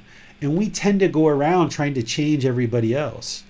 There's 7.5 billion people in the world. And if we tried to go around and change everybody in the world to do things our way, we'll never accomplish that goal. Never accomplish that goal. So what the Buddha is teaching you is, instead of trying to go around and change everybody else to do things your way, instead, just train your mind, just one mind. Train your mind to understand the natural laws of existence. Because when you understand these natural laws and you train your mind, now you'll have wisdom and you can make better decisions in the world, and you will produce better and better results. In this, you go around and keep trying to change everybody else, you're not actually solving the problem. You're actually making the problem worse, because you're having longing and a strong eagerness for other people to do things your way. You're craving permanence. So you're actually making yourself more frustrated by trying to train everyone to do things your way. But by you deciding to focus inwardly where the real problem is, which is your mind, now a big burden just got lifted off your shoulders, because you don't have to train 7.5 billion people. And there's more people being born all the time. So you're going to have a massive training program to get everybody in the world to do things your way, right? So you don't have that burden of having to train the whole world. You only have to train one mind. And that's going to be challenging enough, because you can only really truly control one mind in this world. You can't control everyone else. You can only control your mind. So if you're willing to accept responsibility and see very clearly that you are causing all your discontent feelings, then the question is, well, I just need to train one mind then. Let me just train my mind. Okay? That's right view. If you accept responsibility for your emotions and you see that your feelings are being caused inwardly by your own pollution of the mind, your own lack of understanding, your mind doesn't understand what it doesn't understand. Well, if you acknowledge that, then the beauty is that now all you have to do is train that one mind on this path to enlightenment. And as you learn and progress each one of these steps, then you're going to be able to get more and more peacefulness of mind. The way that this path works is the path itself is the central core teaching of the Buddha. This is his core teaching, and everything else plugs into it. The Four Noble Truths plugs into right view, and loving kindness plugs into this, and the 5 precepts plug into this, and other things plug into this eightfold path. When you are learning and practicing this path, you don't learn just one step and master it before you move into the next one. You're actually kind of trying to dial in all of these at the same time. If you remember kind of like the old time sound equipment, like an equalizer that has all these individual dials on it, the Buddha's Eightfold Path is like 8 individual dials, and you're trying to bring all of these dials to the middle, where you deeply understand his teachings intellectually, and then you also reflect on them and you practice them, and you bring your practice into more and more clarity. It's like tuning the sound of these equalizers, and you're bringing them into more and more optimized sound. The Buddha talked about this in terms of a stringed instrument. If you've ever played a guitar or any kind of stringed instrument, if it's too loose and you pluck the string, it doesn't sound right. The music doesn't sound correct. But if you tune the string too tight and you pluck the string, it doesn't sound right. It doesn't play beautiful music. It's only when you tune the string perfectly in the middle and you strum it that it sounds beautiful and it plays the way that the instrument was intended to be played. Well, your mind is exactly the same way. Your mind is out of tune. That's why it's experiencing discontentedness. It's out of tune. And now what this path to enlightenment is doing is you're going to learn how to refine the mind through this wisdom of the Buddha and tune it so it's perfectly in the middle and it's optimized. And now it will play beautiful music. It will make better and better decisions through your own free will, that you will then be able to exercise this wisdom, and you'll experience better results in the world. Because, like I said, it's very challenging to live in a world, very much a struggle to live in a world that you don't understand. Just like it would be very difficult to play beautiful music with an instrument that's out of tune. Well, the unenlightened mind is out of tune, and that's why it's been such a struggle in various parts of your life. And it's the Buddha's teachings that are going to bring this mind into tune for you. But the Buddha can't do that work. You have to do the work, right? There's nobody here that you're going to pray to and ask for some beneficial result. There's nobody here that you're going to get punished or rewarded for certain things that you do. There's nobody that's going to meditate for you. There's nobody that's going to come to these classes for you. There's nobody that's going to read this book and ask questions for you. You have to do the work, and you have to apply the effort. And what I do is I make myself available through all of these different ways of book, audiobook, videos, podcasts, online classes, personal guidance, all these different ways that I put resources out there that you guys can access and use completely openly and freely. There's never a time that I ever ask anybody to give me anything, because I have no expectation of you. I'm here to help you and guide you, and you choose what things you would like to engage with, whether it's the classes or the books or the personal guidance or the podcast or what have you. As you decide to engage with these things, you're going to learn more and more of these natural laws of existence. Your mind is going to gain more wisdom and awaken to making better and better choices, just like you did with gravity. And now you can roam about the world and not have any fear that you're going to fall down. You can live in peace and you can travel everywhere. Well, the same thing is, once you learn these universal truths, these Four Noble Truths, these natural laws of existence, this Eightfold Path, you implement these teachings more and more in your life, developing your life practice, the mind will become more peaceful, calm, serene, and content with joy, because you're no longer struggling in this life with an instrument that's out of tune. You're actually going to be in life with this optimized mind that fully understands these natural laws. So with that, that's everything that I was planning to share today. I would just turn the rest of the class time over to you guys with whatever questions you guys have about the three universal truths or the Four Noble Truths, or how we're going to progress in this program together. Okay, David, we have a question from Holly to start us off. I want to get my mind to realize that I'm causing my discontentedness before I react with anger or irritation. It's easy to blame my kids or my husband for doing things that I don't like. Logically, I understand, but emotionally, I do not have control. Mostly, it is a desire for them to be nice and use kind words. As a parent, I want my kids to use kind words with each other and other people. I want my husband to be an example to them by using kind words, but he is not. How can I see my discontentedness as not being caused by the way they are acting?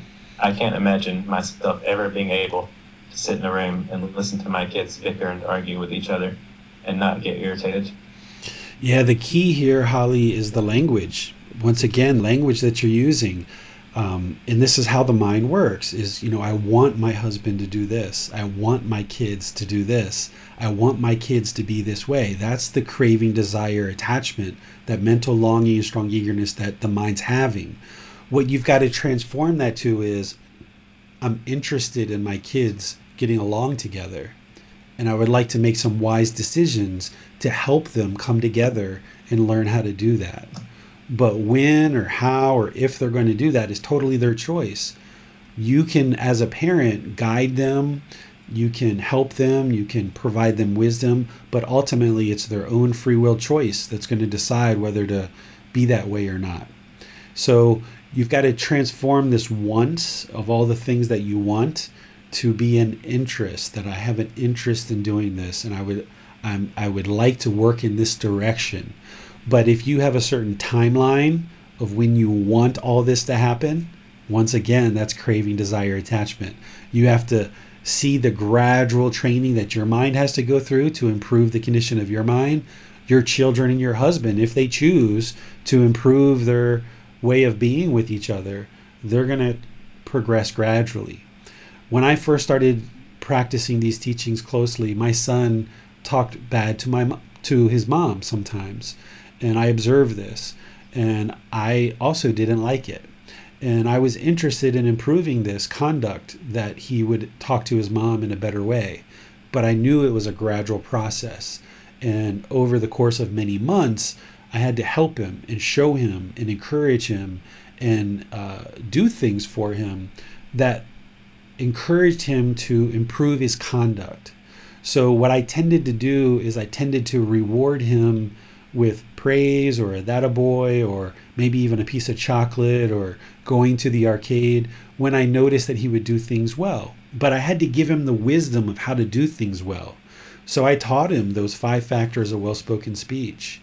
And I taught him about impermanence, and I taught him about the natural law of karma, about how, it's really not good for you to talk to your mom bad, because you talk to your mom bad, what do you think is going to come back to you? Right? That's an unwholesome decision, to talk to your mom bad, and bad things are going to come back to you, because who's going to cook for you? Who's going to wash your clothes? Who's going to take you to school if you don't treat your mom well? So over a course of many discussions, right? We oftentimes want to have just one discussion with our kids and walk away, and then they just do what we say. But that's not how it works. We have to have many, many, many patient discussions. So the more that you practice right speech, and the more that you develop your practice, the more patient you will become, the more wise you will become.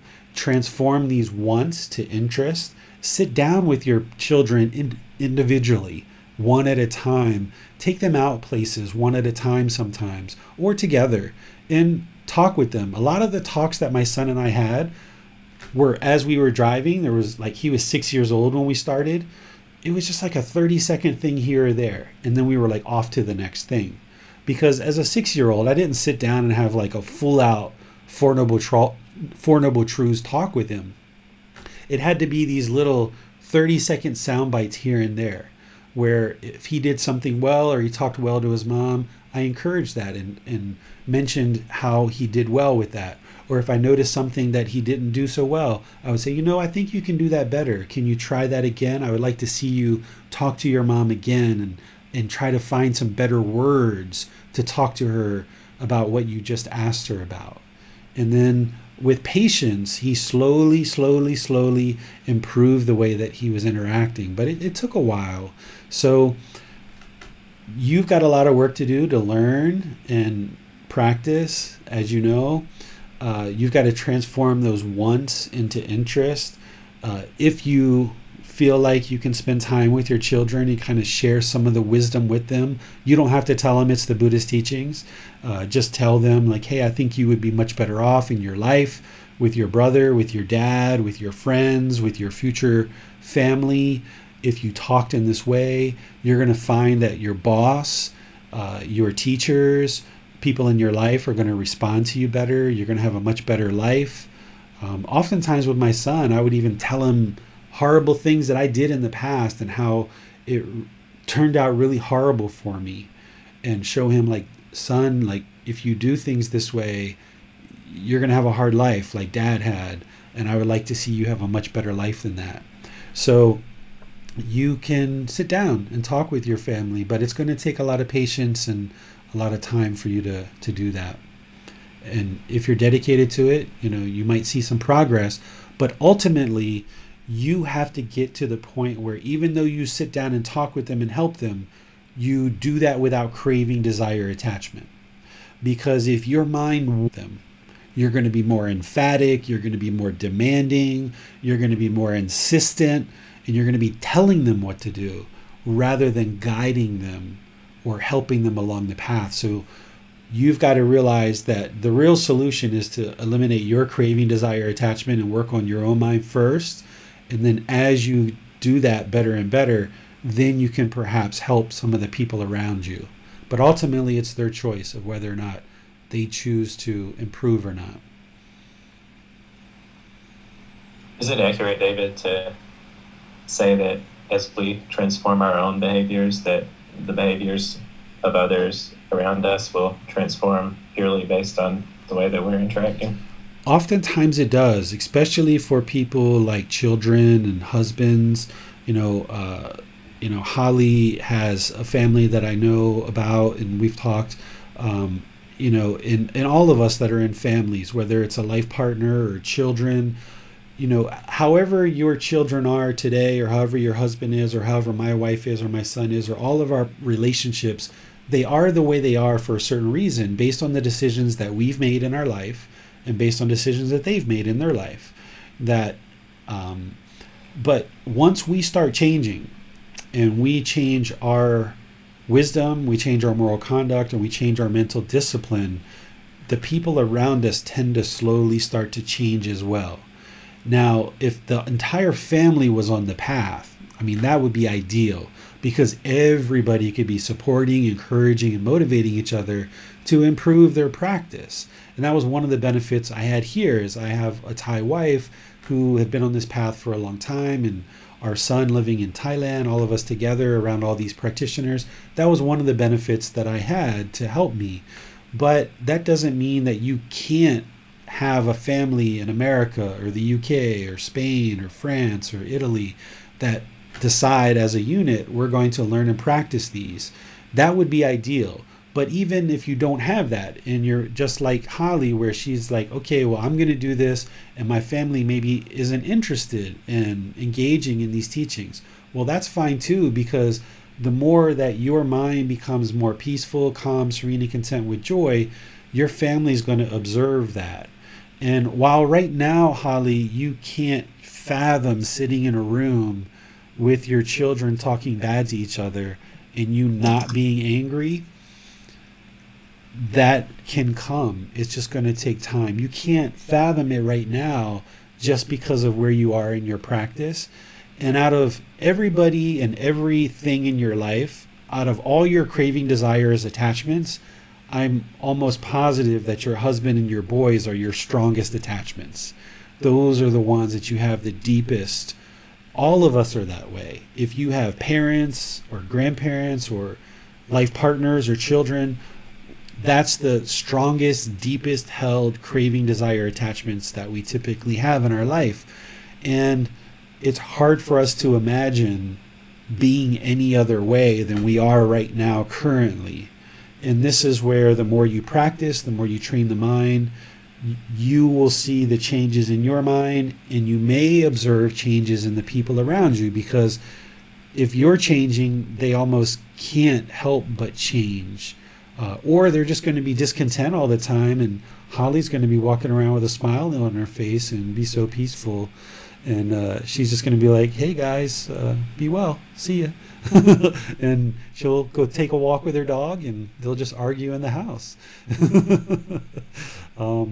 But yeah, people tend to change around us as we make changes. Do you think, David, that much of our discontent comes from simply not being rooted in the present and being resistant to what is? And is that why breathing, mindfulness, meditation is such an important part of our practice? The cause of discontentedness is always craving, desire, attachment, that mental longing with a strong eagerness. That's always the cause, right? The mind being in the present moment, or developing that singleness of mind, while that's what's happening there, is when the mind longs for the past, it's got that craving, desire, attachment. Maybe there's something really pleasant that happened in your past, and your mind is longing for that. And you're like, man, I just wish I had that same life from 5 years ago, that same boyfriend, that same girlfriend, that same income, that same job. If I just got that back, my life would be perfect. Well, that's not true, because when your life was 5 years ago, it wasn't perfect. So having that job back isn't going to be perfect. But in that situation where the mind's not in the present moment, James, it's actually craving, desire, attachment, craving for the past and those pleasant feelings, that it thinks that that's what's going to make it peaceful and content, but it's not. That's not what it is. Or the mind longs for the future. It just wishes you had more money, or a better job, or a new boyfriend, a new girlfriend, a bigger house. It just craves and craves and craves. It wants the objects of its affections. It's not in the present moment. So yes, the present moment is important, but it's still that craving in the mind moving and bouncing around, that it's still got that longing with a strong eagerness that's causing the discontentedness. Thank you, David, for clarifying that. We have a comment from Deborah on Facebook. She says, both of my parents passed away recently. I realized that it was attachment that is causing my discontent and sadness. I've learned this by studying with you. I'm still trying to deal with this, but it has helped me greatly. Good. I'm glad it's helping you. And something to understand that's really key to this path is some people will tell you that you have to eliminate relationships in order to eliminate your attachment, right? They think that you have to not have a partner, not have children, not have friends in your life. I've even seen some people that say that love is an attachment, right? These things, there's a lot of things that I'm going to clarify for you guys on this journey with the group learning program, that each chapter by chapter, I'm going to help you see how you can have boyfriends and girlfriends and husbands and wives and children and relationships, and you can actually have even deeper and better relationships when you eliminate this craving, desire, attachment. Because when we have this longing with a strong eagerness for things to be a certain way, we tend to want to control. We tend to want to control our husband or wife, or we control our kids, or control our siblings, or our friends. And this actually causes unwholesome results for us. And that's why, through eradicating craving, desire, attachment, and understanding how to have relationships without craving, desire, attachment, you will actually have much more rewarding and long-lasting relationships, because there won't be that longing with a strong eagerness for things to be a certain way, that people can make free will decisions around you, and maybe you don't agree with your children's decisions or your partner's decisions, but you accept them, that they're their free will decisions, and you just live with it, and you know that everything's not about you and making your decisions your way. So as we clean up our practice and we clean up our mind, we develop this life practice, eliminate craving, desire, attachment, we're actually going to have much more fulfilling relationships. And you can see a lot of improvement in your life because your personal and professional relationships don't crash because of craving, desire, attachment. This is the reason why we have so much trouble with boyfriends and girlfriends. As we age, we get very, very attached, and we basically smother and we crush the relationship because we're holding it so tightly, right? That craving, desire, attachment, expectations, wants, holding, grasping, we crush the relationship and we destroy it through our own decision making. And when we train the mind to not do that, and we just hold the relationship in our hand and we support it and we encourage it, now we can have a really lasting and fulfilling relationship that goes long term. And it just takes more wisdom for you to learn how to do that. And it takes for you to train the mind to learn how to do that. And as you do, life just becomes so much more rewarding. We have a question on YouTube from Alex. I'm recovering from depression and struggling to find the way to accept that adopting all of these Buddhist teachings on a deep level will take years. How can I view this as not a chore? So, training the mind on this path to enlightenment, it's not easy, but it's also not difficult either. We make things difficult in our life. If you understand that this is a gradual path and this is a life practice, that it's something that you'll be doing for your whole life, you're essentially upgrading the operating system of the mind. The unenlightened mind functions on a really old operating system, and it needs to be upgraded. And if you realize that that upgrade is going to take a while, you've got to go through version 1, 2, 3, 4, 5. You got to go through all these versions to upgrade the mind to this enlightened mind 9.0. And when you upgrade the mind to this new operating system and you get comfortable with it, then it's actually quite easy and it actually functions a lot better, right? Just like when Facebook upgrades or any of these systems upgrade, it's usually a little bit cumbersome for a while. It takes a little bit of effort to figure it out. But once you figure it out, it's actually quite easy and it's effortless. And wow, it actually works better than the old version. So it's not easy to progress on this path to enlightenment, or else everyone in the world would already be enlightened. But it's also not difficult either. People make it difficult because they don't engage with a teacher. They don't spend time learning from somebody who truly understands the path, and they don't have resources that they need in order to learn and progress on this path. So that's why I make all these resources available freely and openly, so that there's no burden, there's no wall in the way between you and these resources. So since you're watching on YouTube, you can download this book, Developing a Life Practice. There's a link right there that you can get it for free. And all the other resources that I share are available. And you can get private personal guidance. You can come to these classes. But yes, you're going to have determination. You're going to have diligence. You're going to have to apply effort. But you can do that a little bit at a time, right? You don't have to sit for 8 hours a day. You can spend just a little bit of time each day gradually building up your practice more and more. And that's how the mind becomes wiser and wiser. You did the same thing when you learned how to read and write, right? You didn't learn your ABCs and reading and writing in one day. You went through kindergarten, first grade, second grade, third grade, and as you aged, you became more and more proficient at reading and writing. And it took you many, many years to get to where you are right now, right? So these natural laws of existence that we don't learn as we're growing up, it's going to take you some time to graduate through these various stages of development. And that's why we talk about the 4 jhanas and the 4 stages of enlightenment, that you progress through these stages just like you've progressed through other things in your life as well. And just like you had teachers to learn how to read and write, you need a teacher to learn these natural laws of existence.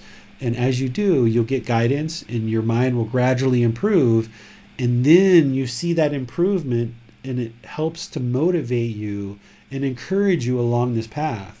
Because most of the people who I've ever talked to that are learning and practicing with me, typically in the first couple of days or first couple of weeks, when they learn and practice these teachings, they see results right away. They see the results. I've had retreats where in 1 or 2 or 3 days, people are coming in and notice their own determination and their own effort. And if you apply effort, you will see results, and that will gradually help you and motivate you to learn and practice more. Thanks, David. That's all the questions we have for today. All right. Well, I would just like to thank all of you guys, whether this is the first time that you've ever joined us, or whether you've been learning with me for many months or over the last year since I've been bringing these teachings more and more online through these classes. Just know that there's support for you here. There's motivation, there's guidance, there's resources to help you, that you're not out there alone. I know with COVID and everybody being in quarantine and in their houses and wherever they are, it can feel somewhat isolated and can be alone, which can actually kind of help to kind of cut down some of the interaction that you're having in the world. But just know that you're not alone, because on Sunday, Wednesday, and Saturday, I broadcast like this, whether it's in Zoom or Facebook or YouTube. Every Sunday, Wednesday, and Saturday at 9 p.m. Thai time, I'm going to be sharing teachings based on a chapter in this book. Right now it's chapter 4, but next week on Sunday it's going to be chapter 5, the Eightfold Path, which went chapters after that. Each Sunday, I'll be sharing teachings to help you progress. And as you learn, you can implement them each week and improve your life practice and see the results for yourself. On Wednesdays, we do meditation. We do breathing mindfulness meditation. We do loving kindness meditation. And we do Buddhist chanting. This Wednesday coming up is where we're going to be starting our Buddhist chanting. We've already gone through a 4-part series of breathing mindfulness meditation, a 4-part series of loving kindness meditation on Wednesdays. Now we're going to be doing Buddhist chanting, but all of this goes back to meditation. And the book that I share with you guys, it has videos, podcasts, audiobook links at the end of each chapter. So if you're just starting with us now for the first time, you can actually start with the preface of the book and go through chapter 1, 2, and 3 and read each chapter. And at the end of each chapter, there's links for a video or podcast where you can see what I've been teaching, and you can develop your practice. Don't feel like you're behind if you're just joining us now for the first time. You can just join and just keep coming on Sundays and Wednesdays and learn with us. And what you should be doing is learning from the book, learning with the videos, learning with the online classes, but also meditating. You need to be doing breathing mindfulness meditation each day.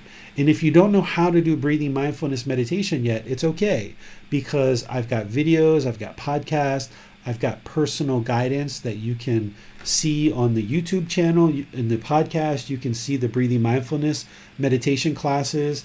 You can get the link to schedule an appointment with me to meet privately. And I do all of this openly and freely with all the students. So you can start developing this meditation practice where each day you're meditating, and then you're coming to classes on Sunday and perhaps Wednesday. And of course, because of impermanence, you're not going to be able to come to every single class, right? There's going to be times where you've got to do other things.